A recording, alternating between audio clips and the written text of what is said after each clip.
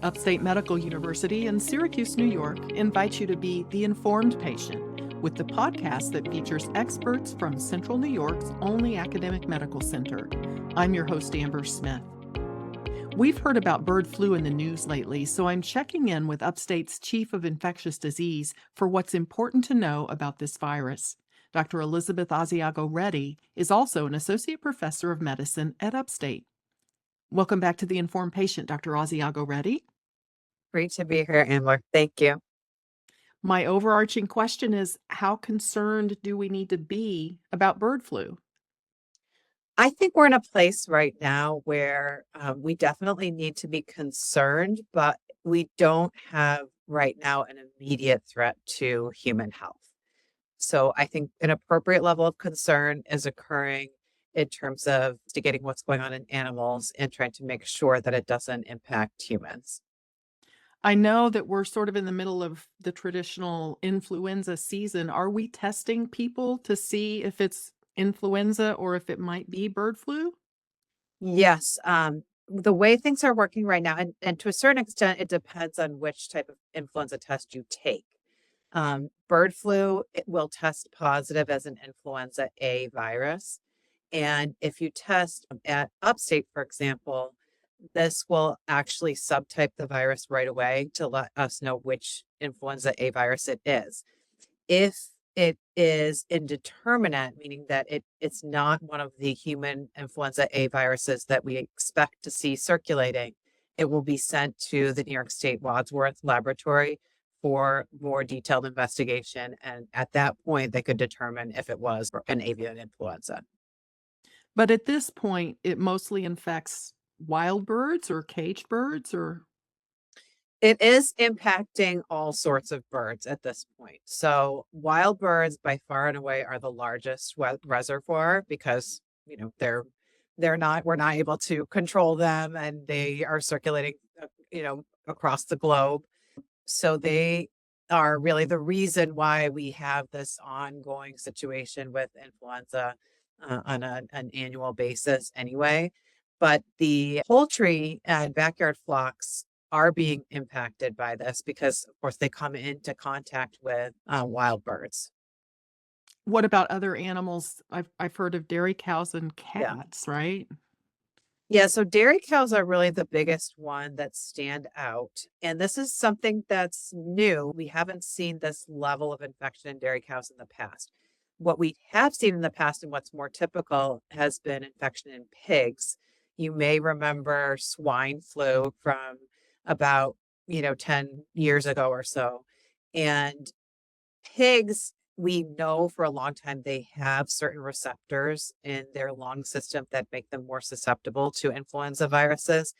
And we didn't expect this quite as much in dairy animals. So we're still figuring out, why is this happening? Is there something about the virus that's changed that has made it more likely to infect dairy cows? And what does this mean moving forward? But what we have seen since last spring, spring of 2024, is that there has been a multi-state outbreak of an avian type of influenza virus. So this is an H5N1 virus. That's our typical avian influenza virus in dairy cattle. And multiple herds of dairy cattle have been impacted, and especially in California, but all across the Western United States in particular. I've heard of poultry and duck farms recently that had to euthanize all of their chickens and ducks because of bird flu. Are they having to euthanize cattle on dairy farms? So they typically have not had to euthanize the cattle, but there is a lot of difficult management that needs to go on because these cattle now need to be separated from others so that they're not impacting the other cattle. So, bird flu among birds tends to spread almost immediately so that all members of the flock are immediately impacted. The dairy cattle, there's been, some cases where you can separate certain members of the herd out. So the herd, the entire herd is not necessarily impacted, but it is significantly resulting in reduced milk production and listlessness, low energy in the dairy cattle that are impacted. So it's having very significant economic impacts on those herds. Now, what about cats? Do we know how the cats have gotten bird flu? Presumably by the same mechanism, although it has not been such a widespread problem to date. And especially I think because cats are more, you know, they're not grouped together, so they may have sporadic interactions with birds, but we don't have herds of cats for the most part. So the potential for spread wildly among cats is much lower. And so when a poultry farm has to cull all of their chickens, is that effective? Are they able to stop the flu that way? It is effective, but as you can imagine, it's very significant. You lose the entire flock of animals. So it's very problematic. And in addition to the flock itself, nearby flocks also need to be assessed. So if you have farms that are next door, or down the road, et cetera, those also need to be tested, and then made sure that it hasn't impacted them as well. And so it takes, this is obviously one of the things that we're seeing in terms of egg prices and reduced availability of eggs is the fact that entire flocks have had to be culled because of this avian influenza. This is Upstate's The Informed Patient podcast. I'm your host, Amber Smith, and I'm talking with Upstate Infectious Disease Chief Dr. Elizabeth Asiago-Reddy about bird flu. So, how similar is bird flu or different is it from traditional influenza? What is the most important that makes it different is that it right now, even though it has a limited capacity to infect humans, it has not developed the capacity to spread from one human to another. So that is where we end up in a pandemic or at least an epidemic situation, is when a person can become infected with an influenza virus and pass it on to another person. So avian influenza, as it stands right now, people who have very close contact either with the dairy cattle or with birds that are sick with this virus can become infected, but they cannot pass, as we've seen so far. And this is where we need to monitor closely. They cannot pass it on to another person, even in their household, et cetera. So it is evolved to infect and to be passed between the animals that we're seeing it infect at this point. Otherwise, when we're talking about symptoms, these can be highly variable. So right now, there are a small number of cases. There have been about 50 cases that have been transmitted in the last year from dairy cattle to humans. Those cases have involved actually fairly mild symptoms, more on average milder than what we see from your typical influenza A that's circulating right now. So, it's kind of flu-like symptoms with feverish, kind of malaise, that type of thing. Actually, a number of these people have not even had fever. They've had congestion without fever. Conjunctivitis, which is, redness of the eyes, has been a prime feature of this particular strain of virus. Now, there is another version of the H5N1 avian influenza virus that has recently been detected in a dairy herd in Nevada. That is a slightly different version than what we were seeing all throughout last year. And that version is responsible for the death of individuals. There was a woman in Louisiana who had a small backyard flock and who cared for a sick bird, and she ended up passing away. She was older than 65 years old. I don't have other details about her health history. And there was also a teenager in Canada who was impacted by bird flu, who became very severely ill and required intensive care, but has fully recovered. Those two individuals both had this different strain of H5N1 than what we've been seeing throughout the rest of the year. So that has happened this year in 2025. So we are definitely keeping our eyes on that because even though we haven't seen a demonstration that that virus can be passed from person to person, the level of symptoms was more severe than with the one that we were seeing throughout 2024. And the seasonal flu vaccine that we got in the fall, that doesn't work against bird flu? Not specifically. I mean, there may be some degree of benefit, but that it's not specifically targeted against these types. And the reason for that is because the way that the vaccines are designed is on the hemagglutinin and neuraminidase proteins. And so that's what the H and the N stand for. And those are proteins within the influenza virus that are responsible for causing a lot of what makes you sick when you get the flu. And so the vaccines are designed to target the specific combination of hemagglutinin and neuraminidase that we expect to see in human influenza from year to year. So currently, the vaccines that we have are protecting against H1N1 and H3N2, as well as an influenza B. So you can see there's some crossover there with the H5N1, but it's not a perfect match for H5N1.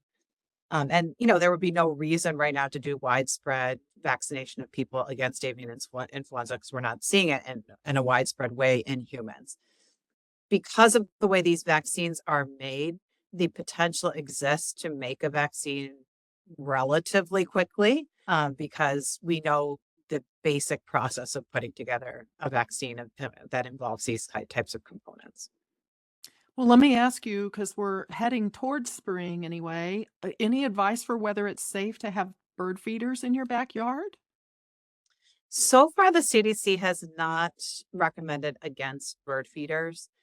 And part of that is because bird feeders tend to attract a diverse array of birds, and they don't often actually reside in the bird feeder.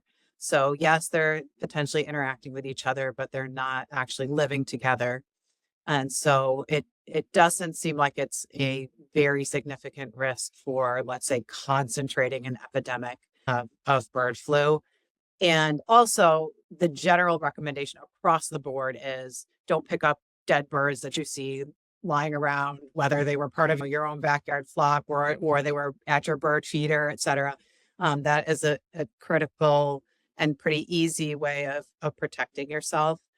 Obviously, if it's a wild bird, you're probably going to just ignore it or, move it out of the way if you need to. If it's a member of a flock that you're raising, so let's say you have backyard chickens, and if that's the case, then you can actually Google. There are numbers where you should call to try to get assessed. You can call your veterinarian. That's step one if you're not sure where else to call, and then from there they'll direct you towards testing and seeing whether there is actually a danger to the entire flock. Now, what about eating eggs? Is it safe to eat eggs from grocery stores or from farmers markets? As we've seen thus far, it is safe to eat eggs, but that's why we cook eggs. Okay, so we should not be eating raw eggs across the board, period, for a number of different reasons. This being one of them. The the virus is unlikely to really concentrate itself on eggs anyway. It would really have to be like a very fresh raw egg for us to be able to get influenza virus from it because expected to be on the outer surface of the egg. So eggs, no, on the way that we're eating them, it's not really a concern. Chicken, eating chickens that have been immediately slaughtered, that is really the potential risk that could occur. So people who are slaughtering their own chickens, buying chickens that are fresh slaughtered, then you want to take care to make sure you're washing all surfaces, washing your hands, fully cooking the chicken before you're eating it, and not consuming raw parts of the chicken, or particularly chicken blood. What about raw milk? I'm glad you asked that question because this is, it's been a source of questions back and forth. I think there was recently a pretty big publication of lay press talking about some of the potential benefits associated with drinking raw milk. But the reality is that raw milk is a danger in this situation. This is definitely one of the reasons why we would recommend against drinking raw milk amongst the potential for other pathogens as well. But absolutely, this can be transmitted in raw milk. Now, what about people who work on dairy or poultry farms? Are there any protective measures they should be or could be taking to protect themselves? Yes, and there are a lot of details on CDC websites that are available to review how to take care of yourself depending on the situation that you're in. So certainly your boss should be explaining what are the necessary steps based on the situation at hand. If there has been any identification within a flock then people are recommended to wear specific types of personal protective equipment to keep themselves safe. Or the same thing if there has been recognition within a dairy herd. So that depends on what the recognition has been, what your specific role is in terms of how you interact with the animals. Again, all of this is available through the CDC as well as several agricultural organizations, how to protect yourself and what would be recommended. How could this become more of a concern? So the concern that exists is that now that dairy herds have been exposed to this over a long period of time, the longer that this is living in any group of animals, the more likely it is that it could mutate, right? That's just the same way it is with any kind of virus. So if we have more and more dairy herds that are impacted and especially we see sort of recirculation of the virus, like one of the things that's concerning is that this new version that made those two people so sick has been detected in cows who have already been exposed to the other version. So that's nerve-wracking because it allows for the possibility of recombination and creation of new viruses that have new mechanisms of transmission. So all it has to do is take a step that allows a new mechanism of transmission that would allow it to transmit from human to human, and that's where we're in big trouble. And the more time it has circulating around in any given population, the more likely it is that something like that could happen. So that's what happened with swine flu, is that for whatever reason, the right combination occurred and it was able to not only go from pigs to humans, but now from human to human. I agree that we have reason to be concerned based on these dairy herds and what's happening, but we just don't know. It could be any random moment. And the way you can contrast it is influenza B. So influenza B only infects humans. And we see less illness, less change in illness for influenza B and no real worldwide pandemics of influenza B because it's just a stable presence within the human population. It doesn't have as much opportunity to mutate as it does with an animal reservoir.